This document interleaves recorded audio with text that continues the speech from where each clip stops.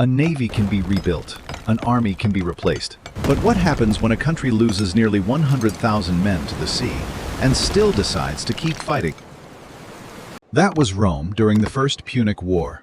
After defeating Carthage in one of the largest naval battles in ancient history, Rome finally had a path to Africa. The Romans had spent years fighting over Sicily. Now they were ready to attack the enemy where it hurt most, on Carthaginian soil. It looked like the war might end quickly. Instead, Rome would learn how brutal the Mediterranean could be.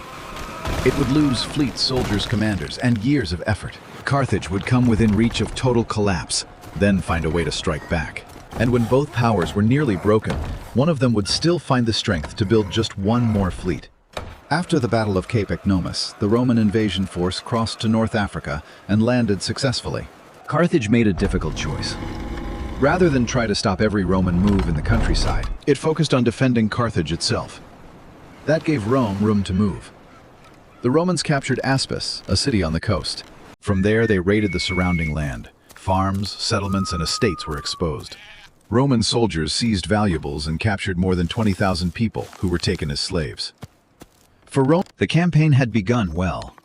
But the Roman Senate soon sent instructions. Much of the loot had to be returned to Italy. One consul left with the treasure, while Marcus Atilius Regulus remained in Africa with the main force. Regulus pushed farther toward Carthage. Along the way, the Roman historian Livy claimed that the army encountered a dragon. That story is hard to take literally, but it shows how later Romans wanted the African campaign to sound. In their telling, even monsters stood in Rome's path. The real situation around Carthage was frightening enough. As Romans continued raiding, people from the countryside fled toward the safety of the city. Carthage became packed with refugees. More people inside the walls meant less food for everyone. Fear spread quickly. So did hunger. Carthage needed an answer. Its leaders gathered an army and moved out to confront Regulus. They chose rough, uneven ground, overlooking the Roman camp. That was a serious mistake. Carthage was famous for its navy. On land, however, its armies had several weaknesses.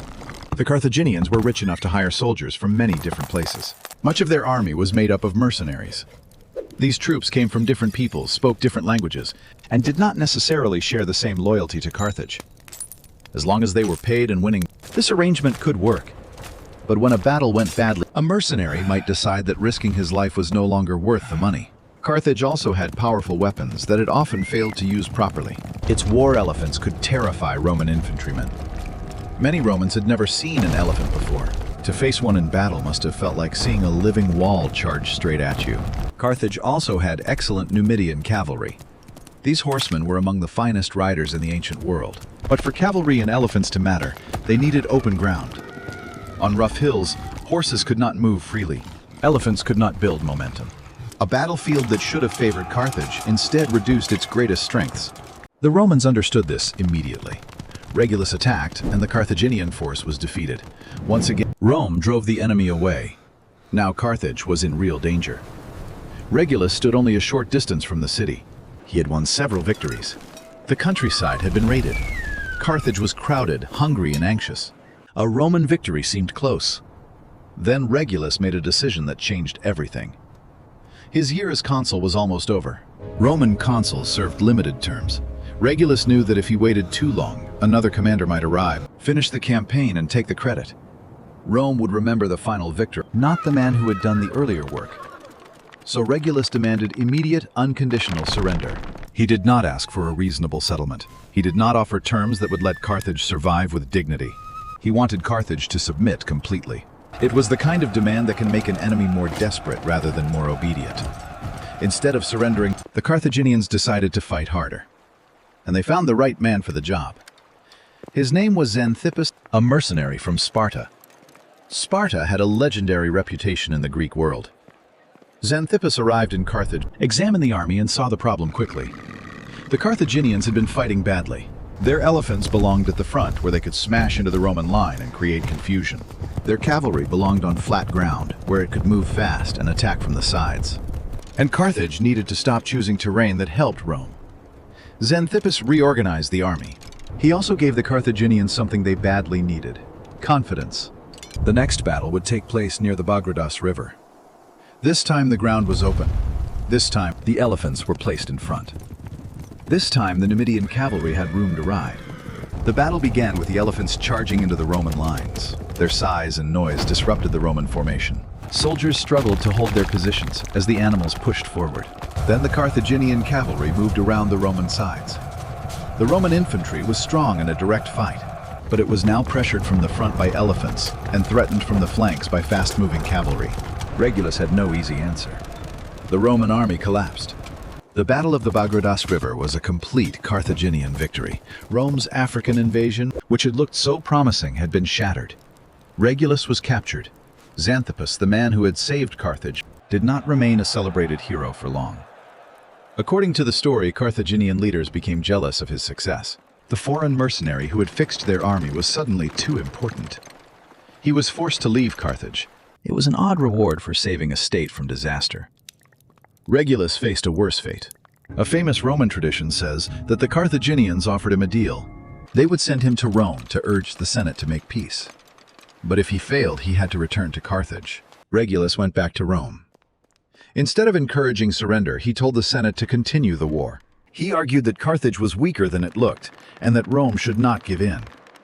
Then, according to the legend, he returned to Carthage because he had given his word. There, he was tortured to death. Modern historians debate how much of this story is true, but Romans embraced it because it matched the image they wanted of themselves. Regulus became a symbol of Roman duty, a man who supposedly chose death rather than break a promise. Meanwhile, Rome still had a practical problem. Survivors of the African army were stranded in North Africa. They needed to be brought home. Rome sent a fleet to rescue them. The ships fought off a Carthaginian naval force, collected the surviving soldiers, and began sailing back toward Sicily. For a moment, the mission looked like a success. Then the weather changed. Roman commanders had learned how to build warships. They had learned how to defeat Carthaginian fleets. They had learned how to carry an invasion army across the sea. But nature was a different opponent. A violent storm struck the fleet. The result was catastrophic. Around 284 ships were destroyed. Nearly 80% of the Roman fleet disappeared. As many as 100,000 men drowned. Rome had never suffered a loss on that scale in a single event. For another nation, such a disaster could have ended the war. A state might have begged for peace, accepted defeat, or spent decades recovering. Rome did none of those things. Rome rebuilt. In only 3 months, the Romans constructed another 220 ships. It was an astonishing display of organization, manpower, and stubbornness. Rome had lost a huge fleet and an enormous number of men. Its answer was to build again. The new fleet went to sea. Then another storm destroyed much of it.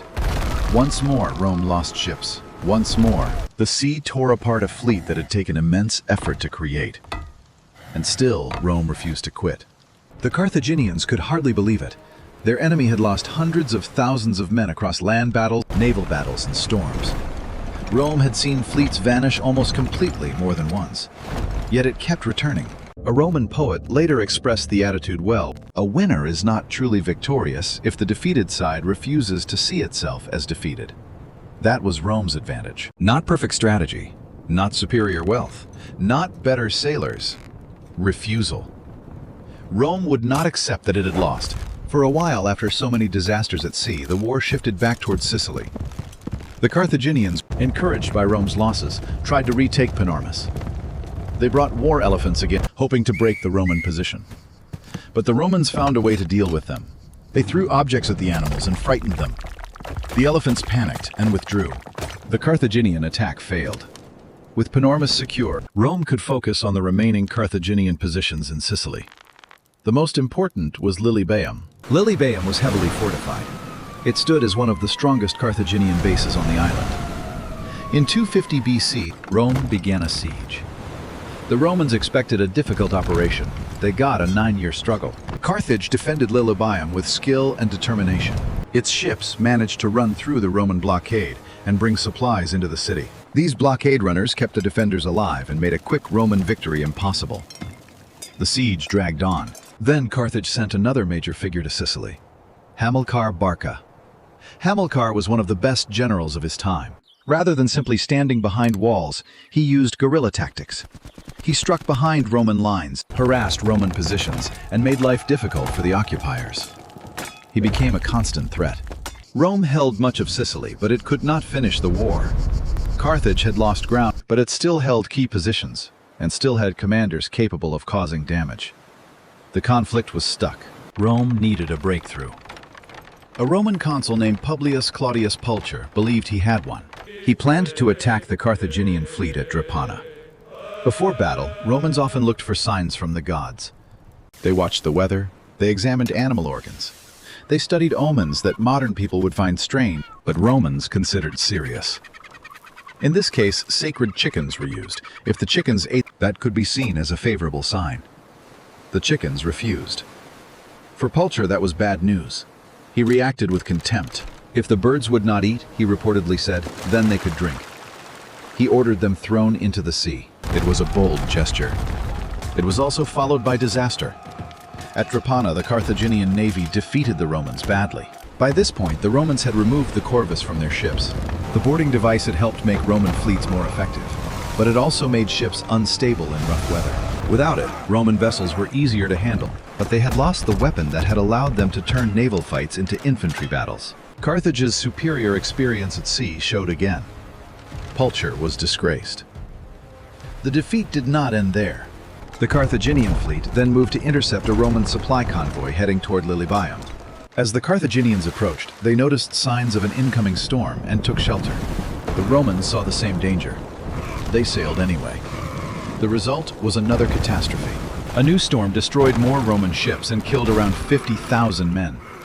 By now, the numbers were almost hard to comprehend. Rome had lost fleet after fleet. It had lost huge numbers of soldiers and sailors. It had failed in Africa. It was stuck outside Lilybaeum, and it could no longer easily afford the war. Carthage had problems too. Hamilcar Barca was still active in Sicily, but Carthage had spent years reacting to Rome. It had resources, but the conflict was draining money, ships, and manpower. The war had lasted more than 2 decades. Both sides were exhausted. Carthage, in particular, wanted a return to trade. War was expensive. Trade made money. The Carthaginians believed Rome had finally reached its limit. After the latest Roman naval disaster, this seemed reasonable. How could Rome possibly build another fleet? Carthaginian leaders assumed the answer was simple. It could not. A political group within Carthage pushed to reduce the navy. Ships were recalled and turned back toward commercial use. The idea was that Rome would soon seek peace anyway. Hamilcar Barca was left with fewer resources in Sicily. Carthage had started acting like the war was already over. Rome had not. The Romans built another fleet. This time, the upper classes helped pay for it through patriotic contributions. Wealthy Romans funded ships because the state had been pushed close to financial exhaustion. It was one more enormous gamble. The new Roman fleet sailed out. Carthage made a final effort to bring supplies to its forces in Sicily, but its fleet was poorly prepared. The Carthaginians had not expected Rome to return so quickly and so strongly. The two sides met at the Battle of the Aegates. Rome no longer had the corvus. It did not need it. The Roman fleet was now more experienced than it had been earlier in the war.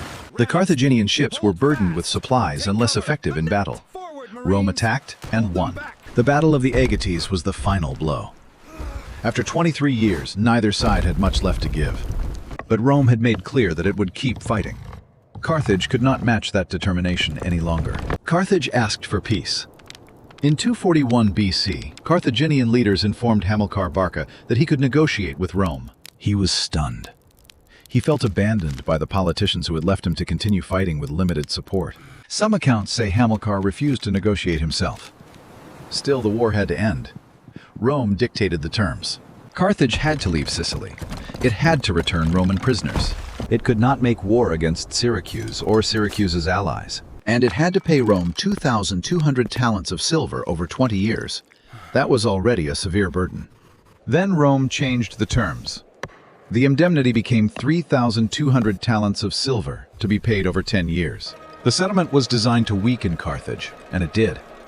The First Punic War was over. Rome had achieved its main goal. Sicily was now under Roman control. Then Rome took advantage of Carthage's weakness and seized Corsica and Sardinia as well, even though those islands had not been part of the original peace agreement. For the first time, Roman power had expanded beyond the Italian peninsula in a major way. Rome had won because it learned quickly, adapted constantly, and refused to stop. It copied Carthaginian ships. It created new naval tactics. It attempted an invasion of Africa. It lost fleets to enemy attacks and to storms. It watched tens of thousands drown. And after each disaster, it found a way to come back. Carthage had often been forced to respond to Roman moves. Rome kept taking the initiative. When both states were nearly exhausted, Rome was the one willing to push a little farther. But the victory came with a cost. Carthage had been humiliated. It had lost Sicily. It had lost islands. It had been forced to pay crushing amounts of silver. The Romans hoped their rival would remain weak and obedient. Instead, they created resentment. Hamilcar Barca did not forget the defeat. He did not forget the demands, the money, the territory, or the humiliation. And in his family, a new generation was growing. One day, his son would become Rome's greatest enemy. His name was Hannibal,